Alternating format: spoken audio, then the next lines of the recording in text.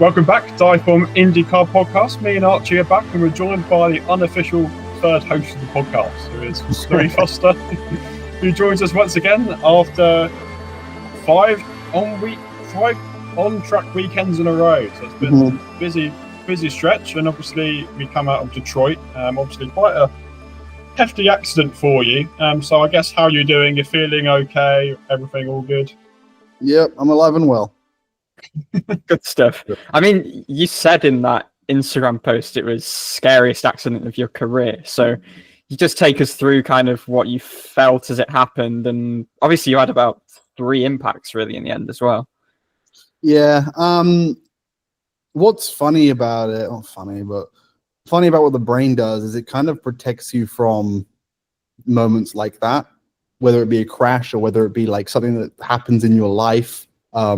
Your brain tends to like forget it intentionally, I found. I wasn't concussed, wasn't knocked out, I'm absolutely fine. I woke up on Monday and no pain whatsoever, which realistically is a testament to IndyCar safety these days, right? But I don't remember it a lot, to be honest with you. I remember hitting Felix quite hard.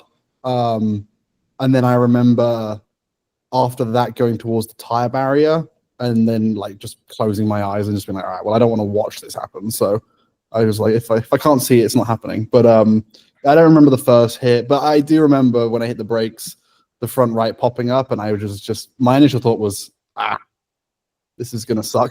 So because there's nothing you can do. I mean, you're just a passenger at that point. But yeah, it's a shame. We were on for a really good result. I had a really strong race pace. I think my average race pace when we just finished our meeting was 6th. Through kind of the best 20-ish laps of the race. We had really good out laps and in laps. It was just a really good day in general up until that point. And is there any clarification on what actually caused the failure to happen at this point? Yeah, so Dallara sent out a full report on Monday, like straight away. They diagnosed the issue and figured out. So basically, there's a part on the lower control arm, the front right, well, it was on both sides, but the front right was one that failed, where the suspension, the control arm, mounts into the monocog. On the other side of that, there's a bracket that sits on the inside of the tub. That bracket snapped, basically, and because that bracket snapped, it just came off. It fell off, basically. The cause of it, why it broke, is still a little bit kind of unknown. Dallara's review to all the teams has been check your brackets, make sure that there's no fatigue, and if you want to replace them, then order some more.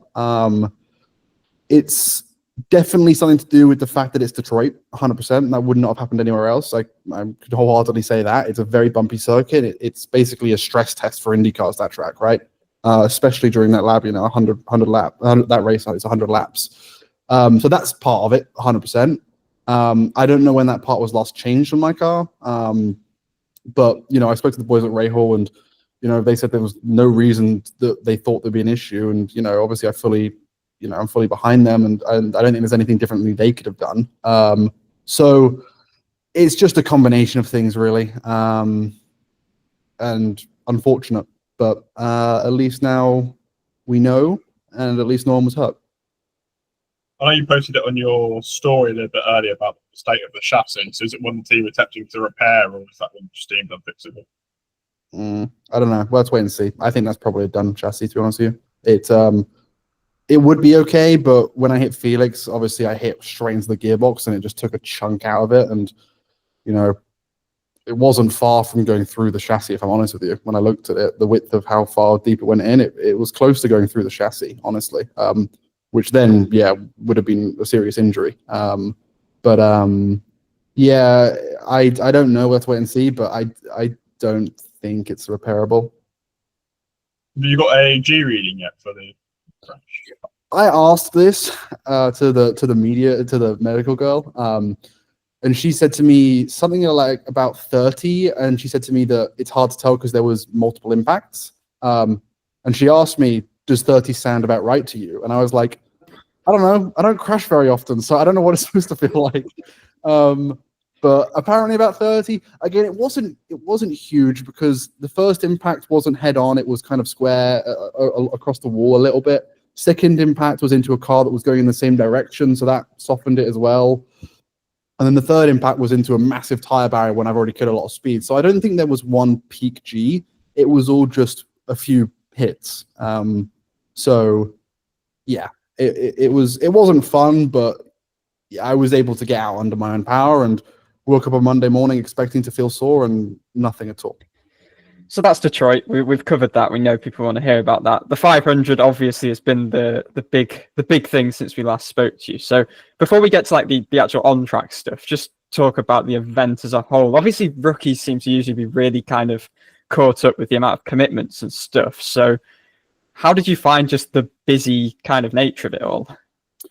Yeah, I mean, it's a lot, firstly. I still haven't had time, and I'm probably using this week to kind of reflect on it all because it's just been so non-stop that, I barely remember half of it. The last couple months at least have just been a blur to me. Like it hasn't sunk in. But no, I really enjoyed it, and I think, I'd experienced the Indy 500 before as a fan. Obviously, first time as a driver. I think the biggest thing for me was the amount of people there. Not just like in the grandstands, but like in the paddock, who knew your name, who wanted autographs. Like I remember I had my friends from LA come over, and they were shooting film for me. And we were in my RV, and I told them when we left, I said, roll the film now, because when we leave, it's going to be a stampede, right? Because most drivers, especially when they've done a few years of it, they're always in golf carts, always on scooters. They never walk because they can get through and, avoid basically fans at times when they're trying to get something done. So I know that walking on foot, you're like hotcake, right? So it's I knew it was going to be like that. So I told them, I said, roll the cameras when we leave, and they're like, what do you mean? And I just said, just roll the cameras and you'll see what I mean. And it's really cool. I mean, you feel like a rock star. You don't get that anywhere else in IndyCar in the season, really. St. Pete's very busy, but it's nothing to that level. The amount of fans there, how excited from all different places in the world as well. I mean, people from Germany, Sweden, China, Japan, everywhere. It's absolutely insane. And I thoroughly enjoyed it. I mean, it's also great to meet all those fans because, like I said, at the end of the day, without them, there would not be a 500. It wouldn't be what it is. That is what makes the 500 so special. Like, it's a cool track, it's a cool race, it's dangerous, and it's fast and it's exhilarating for a driver, but like none of that matters without the fans. So yeah, I really enjoyed it. It was very busy. There's a lot going on, but definitely look back on it fondly. So was there anything off track that you particularly enjoyed? Because I know Milking the cow. Interviews to do milking the cow. Because that was my next question. How was the cow milking? Relatively easy. I mean, I just turned up and the cow's name was Indy, or is Indy. I hope the cow's still alive. Yes, it's a milk cow. It'll be alive. It's not been eaten yet. Yeah, no, I mean, it was pretty simple. I took to it quite well. So yeah, and annoyingly, we didn't get to like capture it. It just milked onto the floor. So yeah, there's been a lot of talk about this milking in the cow, especially with Robert and Pato, as we just chatted about. So I don't feel like I need to go into that in any more detail. I think there's been enough of IndyCar drivers talking about milking cows recently. So IndyCar career fails, you've got a cow farm. I've got a career in milking cows. Yep, I'm a pro. Brilliant. And I mean, obviously we spoke a bit about the busyness of it, and you've got a lot of days at the track, and especially that first week where you've got 7 days and it's pretty kind of relentless. I know. Well, 7 days if you were to make the Fast 12, obviously, but still, it's pretty busy. And how do you kind of manage, I guess, recovery, debriefs, and actually having some time to just unwind as well to make sure you're not just absolutely knackered when you get back in the car? Well, I think the good thing about the Speedway and the testing regimen that they have is two things. A, you don't start till midday, which for me is lovely because I'm not an early riser. And B, you tend not to do like tons of long runs, and at least until like the end of the week, you might do a little bit more. But with this stuff, Fast Friday, I mean, yeah, it was a whole day of running, but I did 2 runs, maybe 3 runs, maybe. Not a lot, because you need the car to cool down. You want to debrief. You want to look at the car. Because all the small details are so important. You get it wrong once, and you've tubbed your car, right? So you're not just out there pounding laps for the sake of it. Each lap has a reason for you doing that, right? Whereas the other tracks, you go to for practice, you do just pound the entire time round and just figure it out as a driver.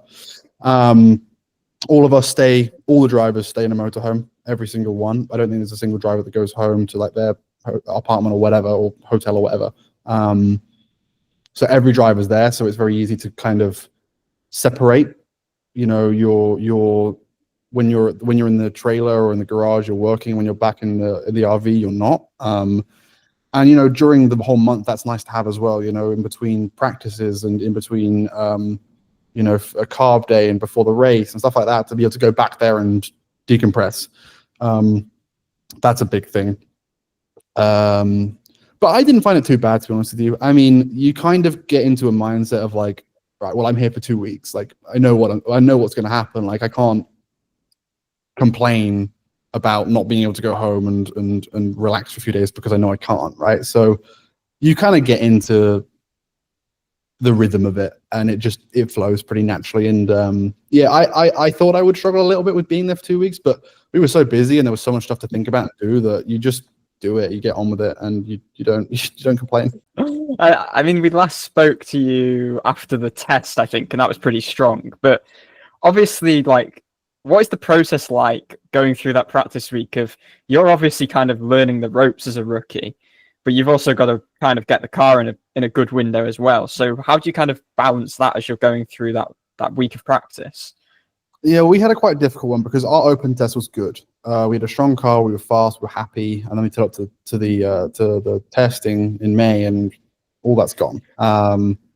Me and Graham particularly struggled, and we had the same feeling for about 2 days. We were always converging with our reports on the car, and we tried some things on the 45 car, and it worked. We went into the direction where I'm like, okay, this is a car that I can qualify and I can race, right? We're getting closer. Graham didn't find that. What I changed didn't work for him. So yeah, it's difficult, man, because you're always playing catch up. It'll work one day and the next day it won't work. And it's about, I think, mentally being able to be strong in that sense. Like, it's very easy to spiral when it's not going right. And because it's such a drawn out process, you need to be in the right mindset for the entire time of it. Right. So, I mean, to be honest with you, I just was led by my engineers, led by a bit of what Takuma was doing, as well. And it comes together with driving it enough and getting enough feedback from the car and trying enough things that eventually something will work. Right. So, but no, I think the schedule of it all is done quite well. And yeah, I didn't find it super difficult, to be honest with you. I know we spoke about it briefly pre-500 and you touched it a minute ago, but in your stable, you had obviously had a two-time Indy 500 winner as a teammate. Obviously, Graham Ray has been doing it since the caveman ages. So what did you sort of learn from them two as teammates? And did you sort of lean on them quite a lot, or were you focusing on your own program? You have to focus on your own program at the Speedway because, my car and Takuma's car were not the same. Simple as that. What works on his would not work on mine. And you can ask any driver this. You can't grab a setup from another driver and put it on and expect it to work, because it just won't. All the small differences, just, yeah. So, yeah, I did learn a lot from them. I think Graham, I learned, he was helpful, especially in the first few days, for us to find our footing. Because, again, we were in the same bubble of issues, our two cars.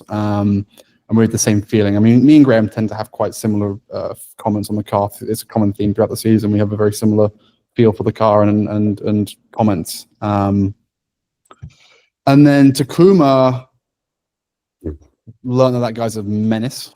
I remember seeing his steering trace on one of the laps, and I'm like, dude, I don't know how you do it. He's insane. Super nice guy, super talented, super helpful, and just great to work with. But yeah, I didn't learn much from his balance because I could not match that. I was like, yep, that's Takuma. I'm not touching that. So yeah, the guy's just unreal driver. I mean, he's been in from what I've been told, he's been like it for years. He's just, well, it's his quote, isn't it? It's all attack or something. All attack. Don't know. I don't know what his quote is, but whatever that is. Yeah, it was an interesting month. Definitely some very different drivers with a lot of similar experience, but different ways of their career, I guess. But it was helpful. But I think the biggest help was just having the close relationship with my engineer. I mean, you can lean on another driver as much as you want, but at the end of the day, it's your car and your team and your crew that's going to be the one that you got to work with closely and make it work for you. So obviously the open test was sort of the first experience you got on the speedway. So I guess at which point does it feel comfortable driving at Indianapolis, and it sort of just becomes common nature to drive that quickly? When does that sort of happen? Is there a certain point if you feel like that does happen? I don't think it ever does, especially in qualifying. Ask me in a year's time, but I think the speeds that we do in the race become a bit more relaxed. Mid-corner speeds are down to kind of the low 200s, which is still fast, but comparatively it's not insane. But yeah, I think for the for qualifying, I don't think it ever does. I mean, it's always so on the edge.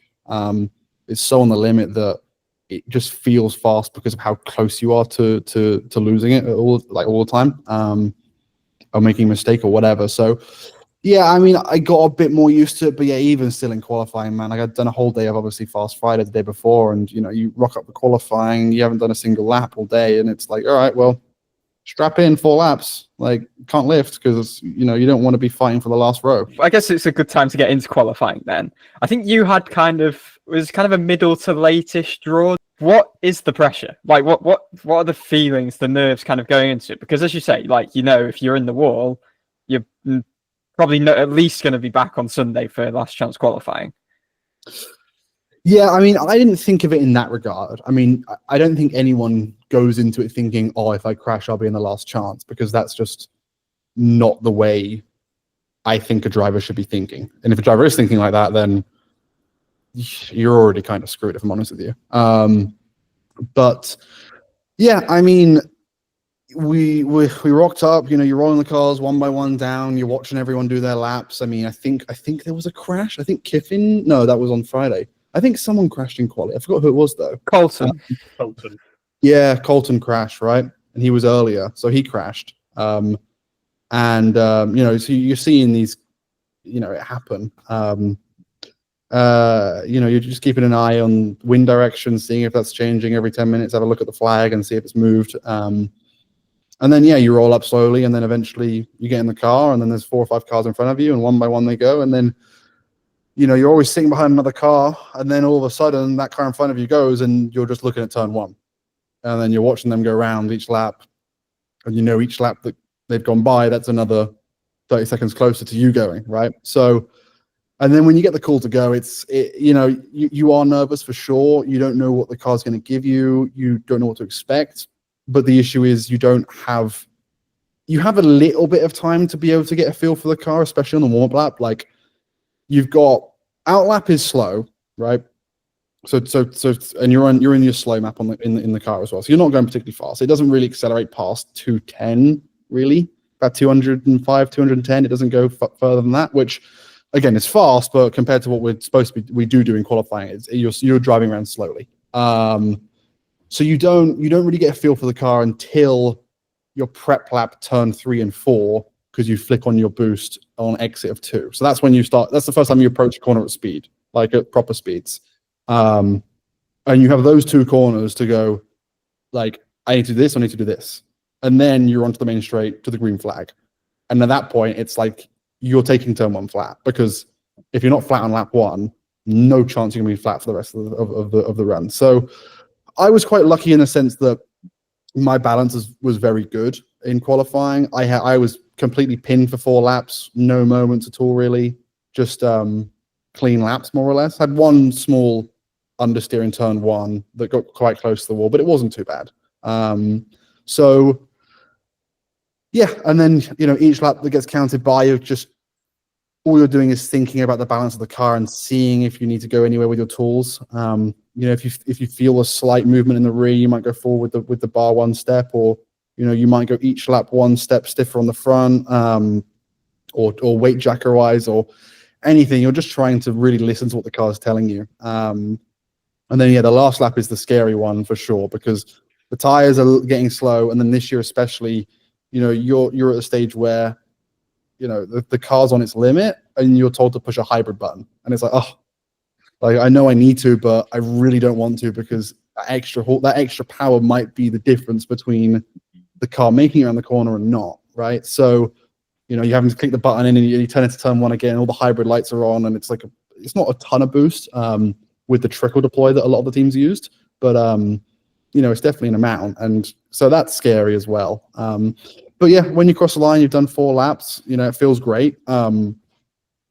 I knew that we put a decent time on the board. I knew it wasn't amazing. We were struggling on our car with just raw speed. We were trimmed more than all my teammates, and we weren't achieving the same top speed as others. So we were just kind of stuck. We couldn't do anything about that. It was just that's the speedway. Sometimes you get a good car, sometimes you don't. It's just life. So we knew that we would be okay. But we still decided to run again, and improved our time and got up onto the 7th row, I think. So yeah, very nerve-wracking for sure, but once it's done, it's like a big relief. And you mentioned at least being aware that there was a crash early on. Does it mess with you? Or do you even watch the crash happen? Like, do you have to watch it to see what went wrong, or do you just try and blank that out? Yeah, you watch it. I mean, I watched Colton's crash. I saw what happened. I mean, he was just too loose. Simple as that. I mean, not his fault. It's one of those things. And, does it affect you? No, not really. Like, people crash there all the time. It happens. It's part of it. And just because someone else crashed doesn't mean that I'm going to. You know what I mean? So 32 other cars managed not to. So, it's like, you watch it and you see what he did, and maybe you could see potentially something he did wrong and maybe learn from it, but usually you just watch it to make sure he's okay, and just see what exactly happened, purely out of just interest, really, more than anything. But no, you don't see a crash and go, oh my god, that could happen to me. Like, again, it's the same thing with the mindset where, like, you just can't. At least I can't speak for other drivers because I don't own their brain, but you just don't think like that. That's just not how it, and I'm sure other drivers will agree with me, but you just don't think like that. That's not the process that your brain goes through. It's like, oh, Colton crashed, hope he's okay. Right, my turn. Like, it's just immediately back to your job and immediately back to what you're going to do, and you don't get in the car thinking, oh shit, Colton crashed at turn 1, like I'm going to have the same, you don't do that. So when you do have the car fully trimmed for qualifying, the boost has turned up, does it feel much different to the race car you've been doing 4 days previously? Did you feel particularly different in the cockpit? Yeah, for sure. I mean, you feel lighter obviously on downforce. You're entering the corner about 12 mile an hour faster, which is 10 to 12 mile an hour faster, which is a big jump. And yeah, I mean, it's scary. It's like the first thing I said to my dad, I called him after my qualifying run, and the first thing I said to him is, I don't know. Well, 2 things. A, I don't know how the hell this is legal, and B, the amount of respect that I have for some of the older drivers that have wives and kids, like through the roof, right? And I don't need to expand on why that is, but like it's insane. The cars this year obviously were quite a bit different because of the balance shift and the other weight of the hybrid. We saw several fast cars go into the water reduction, for example. So do you think it was a bit easier for you because you didn't have a prior reference compared to other drivers? I mean, probably, yeah, but again, I didn't drive it without the hybrid, so I wouldn't know. In that sense, yes, I just go out there and I drive what I've got. I don't think about last year because there wasn't a last year. I just, whatever I've got underneath is what I drive. So yeah, I mean, for sure, from talking to other drivers, it definitely seems like it's been more difficult to drive, and it is more difficult to drive. Shame, really, because it's just dumb, the whole system. I don't know why I know why it's there, but it's just not right. So it's a shame because it's slowed us down on every track. It's slowed us down at the speedway. It's caused more wrecks. Like, it's just not the way to go about it. So, but anyway, it is what it is. We can't change it now. We're going to deal with it. So, but yeah, to a degree, for sure. I think the fact that I didn't have any prior experience with it helped me out because I didn't have any expectations. I just drove what I had. And I was watching, because they had the helmet cam Fox, and I was watching her lows on, I think it must have been Carb Day. And it kind of just, like, one thing I thought was, like, do you have references kind of through the lap so you know where you're needing to turn in? Because obviously it, like, takes more precision than, I guess, any track on the calendar at Indy. So do you have, like, does it just come subconsciously where you're having to turn in, or? I don't think, if I'm honest, Indy, for me, my experience so far is the most precise track on the calendar. Okay, so that's coming from me as a non-racing driver. Yeah. So may well be wrong when you're in a different car, you know, because the thing is, my car was so planted all the time. Right? Even in qualifying, when we tried to trim it out to try and make it fast and more unstable, not try and make it more unstable, but just faster. And by going faster, decrease wing, it's going to become more unstable. We were still super planted. Like I said, my 4 laps were easy flat. So, you know, if I missed an apex a little bit, but yeah, I mean, it's it's not good, but I could get away with it, right? Now, if I'm trying to qualify for pole and I'm doing 3 or 4 mile an hour faster mid corner, which some cars were doing than I was, yeah, I'm sure that is more important. I think that's probably a question to ask some of the guys that have been up front, because I feel like they may have a different opinion to me. But to answer your question, there is not a turn in reference. Like, you don't turn in at the X board. There's a natural arc to the corner that you just naturally follow. And it's more just muscle memory and visual cues to the apex rather than like a reference point per se. Because there isn't really a reference at Indy. Like, we have countdown boards to the corners, but they're way too soon for us to use them, really. Like, I use the 2 board to reference to when to shut off my fast jacker, which is like, you need time before you turn in to even do that, so it can actually go back to reset, which takes, you know, maybe a second or so. So yeah, no real reference. I think the street tracks, like, from my experience so far, I mean, the amount of precision I required at Detroit is much higher than I required at Indy. Simple as that. To be as close to the walls as I was, and, you know, looking back at my quali lap, you know, I was inches away from every single wall, or closer than inches, millimeters, on my lap, and that requires more precision than I thought Indy did. But yeah, that's a question to ask probably someone like Scott or Will or I don't know, Polo, whatever, because they may have a different opinion to me. I don't know. interesting. So you obviously kind of sat for most of the day on qualifying day before then going back out, as you said. Was that always the intention? And I guess whatever your answer is to that, how did you actually spend that day? Because do you have to kind of chill yourself out after the run, or do you have to kind of keep the adrenaline kind of up? After the first run, I think we were happy with it, and then we kind of got to the point where we were like, maybe we should do another run. I knew that there was more pace in the car. I knew there was more pace in me. I knew that we could go faster. So yeah, we went for another run. At that point, I'd done my first run. Even that first run wouldn't have knocked me down either. That first run was good enough. We just did another one purely because A, just to be safe, and B, we thought we could get higher up the grid as well, which we did. Yeah, that one I wasn't as nervous for. I think once you done it the first time, you're a little bit more like, okay, right, like a bit more chilled out, like, you know, happy to go now and just run it again. And the second time is a lot more raw because there's a lot less going on, right? You're just a lot more focused on what you're doing, and it's a lot more honestly enjoyable. Whereas the first run is a little bit like, this is kind of crazy. Like, I'm not, oh no, I missed my apex here. Like, you know, it's just a little bit more going on. So yeah, I mean, I wasn't nervous. I mean, I'm not a super emotional guy, so I don't get highs and lows of nerves. I'm not the kind of person to be sitting there like freaking myself out. You know, I just take it as it comes, and I just do the best I can. Results-wise, were you pretty happy with where you qualified? I guess, especially compared to what you predicted you'd come through week. Yeah, I think if you told me my results before the race, I'd have been happy with them. I think qualifying I'd have been content, and I think race I've been very happy with 12th.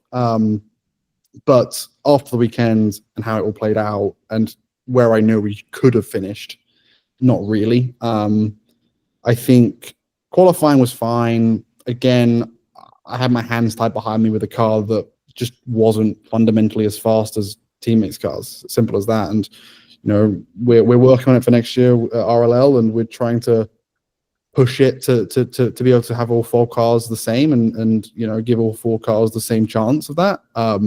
But at the end of the day, it is hard. It's difficult to make 4 cars that are identical, and we understand that. So, yeah, I mean, I'm fine with the quality result. We were in the show.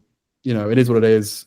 I feel like I could have done a better job. I feel like I could have gone faster. I wanted to go faster, but I just couldn't. For the race, even ignoring that whole thing, because obviously that speed of the car continues onto the race. It's the same thing, just not getting big drafts behind certain drivers and not being able to overtake when other cars would be able to. It is frustrating, but we made some really, really good moves. And the one thing was the balance of the car was phenomenal in the race, really good. Had I not had my drive-throughs, then we would have probably finished around 7th after the penalties.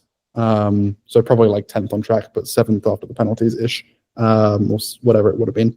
Because I was around Rasmussen and very similar pace to him during the race. So, yeah, it kind of an up and down. And then also the end of the race, I mean, I hated the situation that myself and Devlin were in, but I can't do anything differently there. We got 1 yellow, we're back in the fight. So I knew what was going on behind me, and I knew that was manipulating the race more or less, but it is what it is. I mean, you got the yellow, just in the wrong lap. Yeah, right. Yeah. I mean, come on, Nolan, crash like 3 or 4 earlier, please. Media day, you're obviously next to Carl Larson in the press conference, so yep, half an hour of relaxing time for you, I guess. Oh yes, yeah. Well, me and Callum were obviously it was our row, so me and Callum were outside, and we were about to start, and Kyle still wasn't there. And then me and Callum were like, "Well, can we just start? Because if we start now, then we can get asked questions, and when he does show up, then we can just leave. Like it's fine." So Dave was like, "Yeah, sure. Actually, probably not a bad idea." So we get on. We're about to start questions, and then Kyle walks in. I'm like, "Oh." So it's like that. It's like that. I felt like that press conference in Formula One. I don't know who it was, which drivers it was, but like I feel like it must have been like Max and Lewis, like 3 or 4 years ago, with a few other drivers, and all of the questions were at Max and Lewis because that was all the stories. And the other drivers were like, "Should we just leave? Like we don't need to be here anymore." And that's how I felt, honestly. But no, I mean, Carl's a really nice dude. He's a super great driver, and I think it takes a lot of balls to come and drive an IndyCar for 2 weeks around this track and then head back to what you do. So I think it's, yeah, I have a lot of respect for him. He's a really nice guy. But yeah, I don't like doing press conferences with him because I just sit there. And obviously then kind of getting onto race day, which is the other big part of this all. How did you sleep? When did you wake up? Did the cannon wake you up, given you were living in the RV? Yep. I slept fine. I wasn't super nervous before the race, to be honest with you. I was again just taking it as it comes. I slept well, got a good, 7-8 hours. Cannon woke me up. Yep, that was not fun. But I knew it was kind of fireworks as well. All of a sudden, it's not just the cannon anymore, is it? There's kind of a whole fireworks display. Yeah, they do a whole thing. I mean, tradition's tradition, but like if it was me, I would like maybe let's do like a light show instead, so it's quiet. But yeah, I mean, it was nice. And then, yeah, I was up at like 7:30 after that, went back to bed and yeah, I mean, race day was good. I mean, I think, it was pretty hectic in the, pre-race stuff. I mean, all of the drivers are literally cattled into this one room that's like, God, maybe 5 meters by 10 meters. All the drivers and their families in this one little room underneath the pagoda. And like, you're like this, waiting to be called out to go and do driver intros. IndyCar needs to invest in a bigger room. Simple as that. I don't know. It was a bit uncomfortable how close it was with everyone else. But it was cool though. We did our driver intros and all up on stage, and then had the flyovers, and the whole event as a whole was just super cool. How did you find driver intros? I guess you're in front of 300,000 people. So what's the feeling like stepping onto the stage and having all those fans? You only see about 5,000 of them in front of you. The rest are all everywhere else. Didn't move your head enough quite quickly to a full 360 spin like VK. See them all. Yeah, true. No, I mean, obviously it's super special. I think the biggest one is when you're on the grid and you're kind of sitting there and you're looking up and down, and it's like, geez, there's just seas of people. And yeah, again, that's what adds to the whole race as a whole, is just that fan engagement and how many people are there and just how much of an event it is. I mean, there's so many people on the grid that they put tape around the cars to stop people from walking through. Every other track, there's nothing there. You can walk up and touch the car if you want. You can stand next to it, right? It's no problem. But the 500 is like barricaded off because it's like a stampede, and they have to make sure the car's protected. No one stands on a front wing or sits on a tire. It's that kind of thing. So it's like it's crazy on the grid before the race. But obviously, you have like the anthem, you have Back Home Again, all of these things. Like, do you actually? I mean, I suppose you're in the car when they're doing Back Home Again, but did any of it sink in at the time, or are you kind of just too locked in?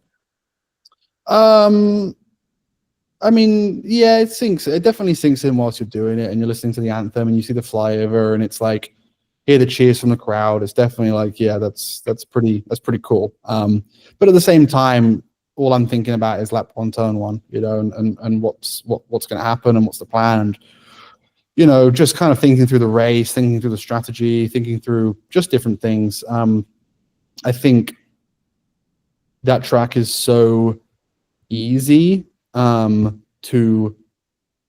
It's that event is designed to overstimulate a driver, and to be able to not allow it to do that to you is, I think, important for performance. And I think that was the main thing for me. But it was nice in a way that we got in the car and had, well, it wasn't nice, 45 minutes to sit there and kind of decompress at that point. I mean, I was so bored that I was playing video games on my phone. Like, I was sitting there playing this app that I've got called Flow. It's like a puzzle game. And like, I asked the team for my phone, and I'm just sitting there playing it. There's a shot actually on TV somewhere. They come to show like the cockpit of my car, and I'm just sitting there playing a puzzle game just for like half before the race, because there was nothing else to do. I don't want to sit there and like psych myself out thinking about it. So yeah, that's true. Wow. Did you need the toilet? Because obviously there was this whole thing about drivers really like bursting for the toilet for like the entire race. Then did you have that problem? So yes and no. Like, it's more nerves, right? So I think when you're nervous and you're like sitting there and you're agitated, like it's like the pit in your stomach when you're about to do something. Like, if you're about to go and speak on stage, it's like, oh, I really need to get to the toilet now. It's like, no, you don't. Your stomach's just messing with you. Do you know what I mean? So yes, I was in the car. Like, if I was offered the toilet, I would take that offer, but I wasn't at the point where I was like, I need to go. Have you ever done it in the car? I have, yeah. Okay. I have, yeah, in F4 a long time ago. But yeah, I know that Connor did, and I mean, all power to him. Fair enough. But yeah, I think it was more of a thing this weekend because obviously it was a 500. We waited for 40 minutes before the race. Plus, it was raining, which also doesn't help with the whole needing to pee thing. So it was a combination of those things. But as soon as the green light goes, you forget about it. Like, I've had times where I've like got in the car bursting and then finish a race, and like I wouldn't even think about toilet for like 4 hours after the race, and then think, oh, like, why was I bursting beforehand? Like, what? Like, I clearly wasn't. It's just your nerves and all of the emotions playing up in your head. I don't know. I'm not a physiologist. I just race cars. After you've ditched your phone and stopped playing games and you actually finally get going, you've got the pace laps going to green. You've got the helicopters overhead as well. So yeah. Pace laps, what's going through your head? I mean, the common theme here is that actually you're pretty good at managing your kind of nerves.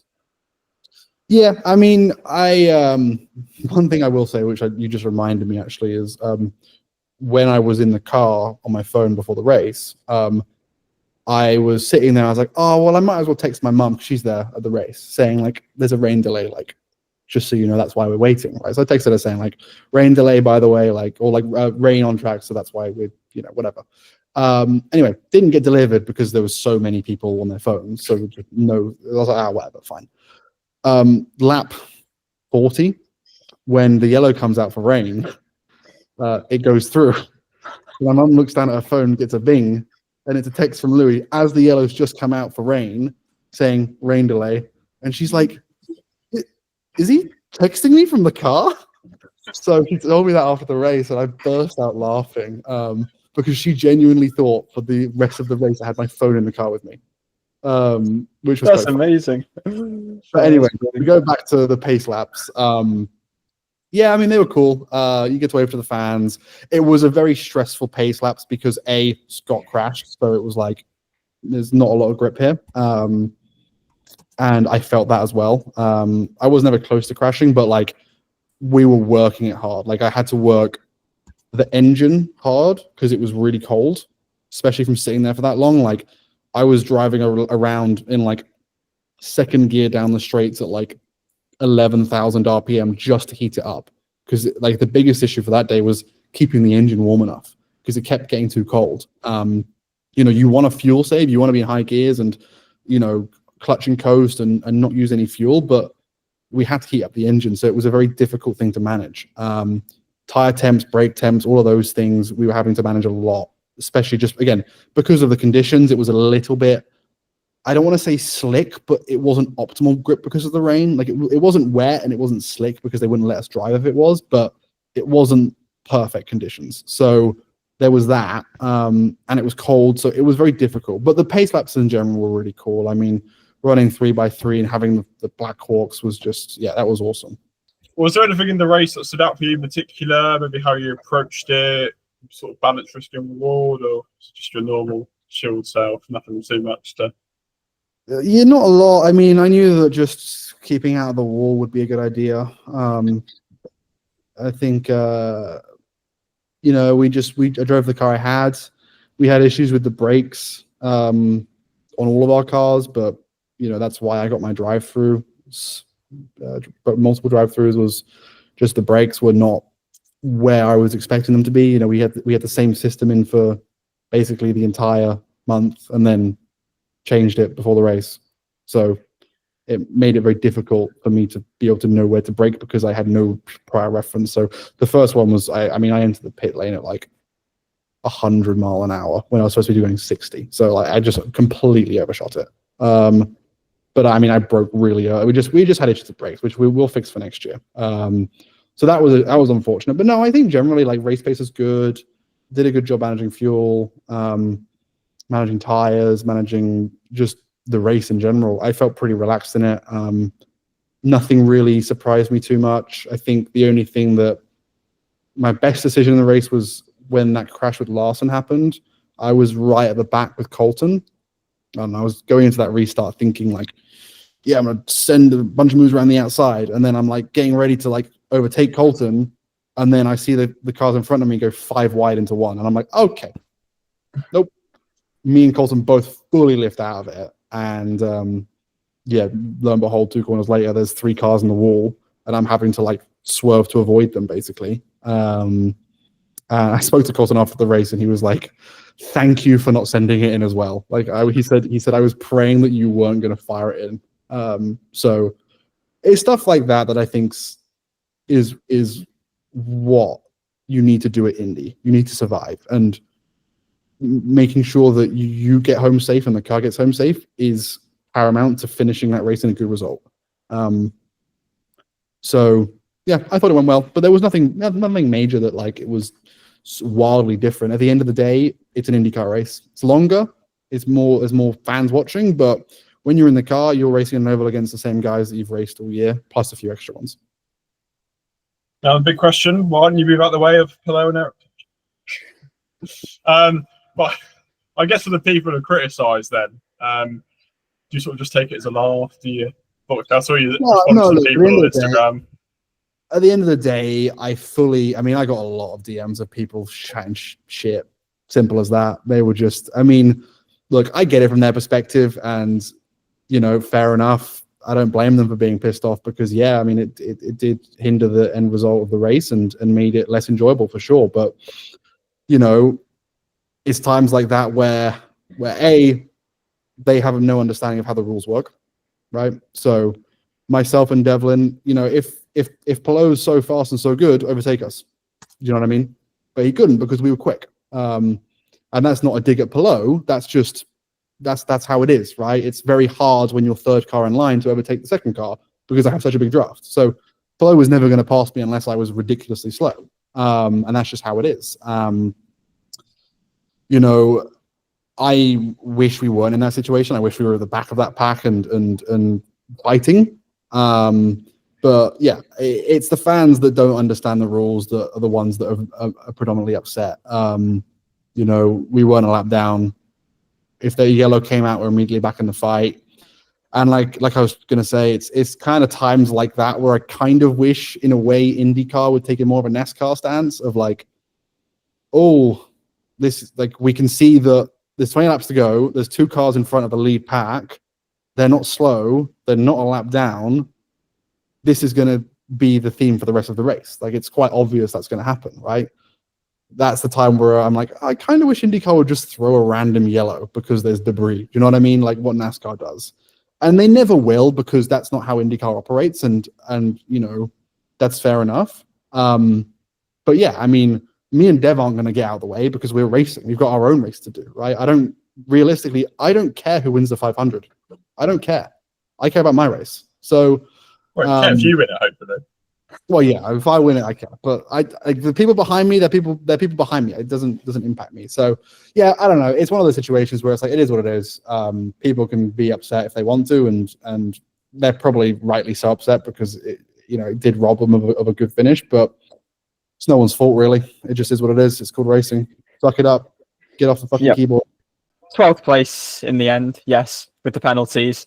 Kind of rookie of the year, but not rookie of the year because of the way they do it. I guess just final, evaluation. How was it? Are you happy? Any kind of just overriding thoughts, memories of the month?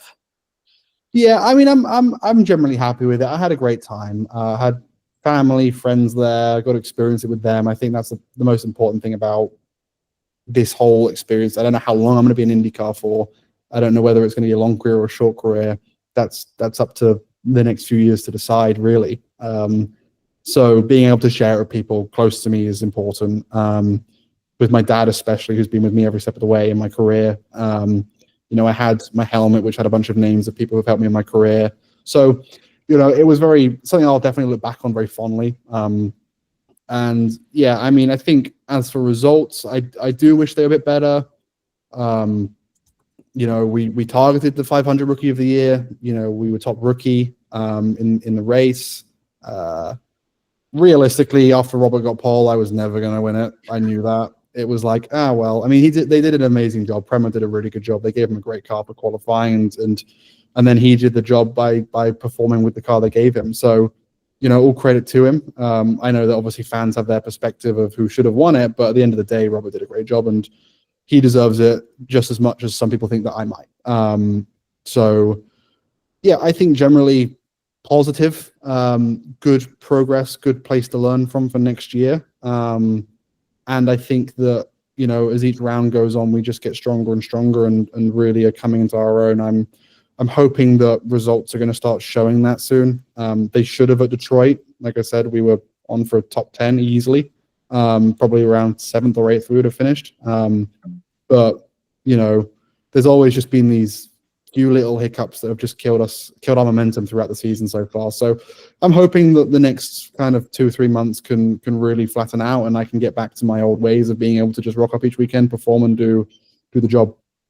Before people get annoyed, we acknowledge the Indy GP did happen. You did qualify 3rd, but we're running out of time. So I'll hand over to Dan. It was a good weekend. You were unlucky. Yeah, well done. There we go. That's the mention of that. We'll speak about it at some point. Last very important question, which I must ask, is that every semi-serious F1 podcast asks about the F1 drivers group chat. So, is there an IndyCar drivers group chat or not? I haven't been invited to one, so I don't think so. Not that you're in.